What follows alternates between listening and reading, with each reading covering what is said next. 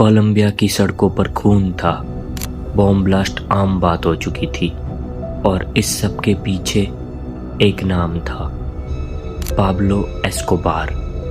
एक इंसान जो दुनिया का सबसे अमीर क्रिमिनल बना, जो कुछ लोगों के लिए हीरो था और कुछ लोगों के लिए शैतान।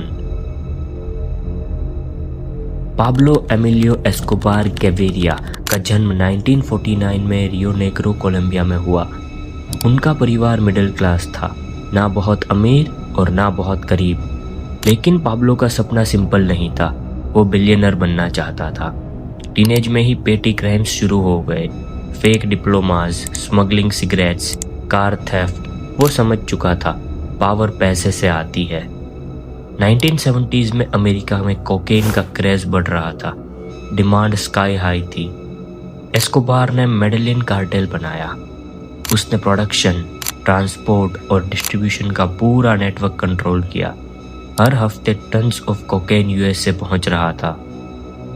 कहते हैं उस वक्त वो दुनिया का 80% कोकेन सप्लाई कंट्रोल करता था।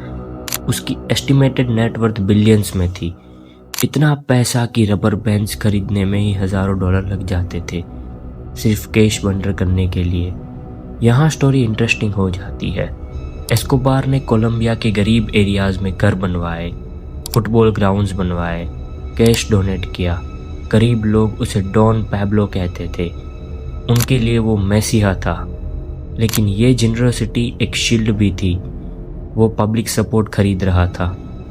एस्कोबार सिर्फ ड्रग लॉर्ड नहीं रहना चाहता था, वो पॉलिटिशियन बनना चाहता था। 1982 में कोलंबियन कांग्रेस का अल्टरनेट मेंबर बना। लेकिन जब उसके ड्रग कनेक्शंस एक्सपोज हुए, उसकी इंसल्ट हुई और वहीं से शुरू हुआ उसका रिवेंज। एस्कोबार ने ओपन वॉर शुरू कर दी। जजेस assassinated, police officers murdered, journalist silenced.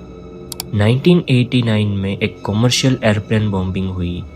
Target एक प्रेसिडेंशियल कैंडिडेट था। कोलंबिया एक बैटलफील्ड बन चुका था। एस्कोबार का मैसेज सिंपल था, प्लाटा ओ प्लोमो, सिल्वर, ब्लाइब या लीड बुलेट। प्रेशर बढ़ने लगा। अमेरिका ने एक्स्ट्राडिक्शन की डिमांड की। एस्कोबार ने डील की, वो खुद सरेंडर करेगा लेकिन अपनी ही जेल में रहेगा। ला सैटेड्रेल, एक लग्जरी प्रिजन। वहाँ से भी वो अपना कार्टेल कंट्रोल करता रहा। जब गवर्नमेंट ने कंट्रोल लेने की कोशिश की, वो वहाँ से भी भाग गया। अब एस्कोबार दुनिया का मोस्ट वांटेड मैन बन चुका था। Colombian forces plus American DEA मिलकर उसको ट्रैक कर रहे थे। उसका सर्कल छोटा होता गया। फैमिली हाइड हो रही थी, एम्पायर टूट रहा था।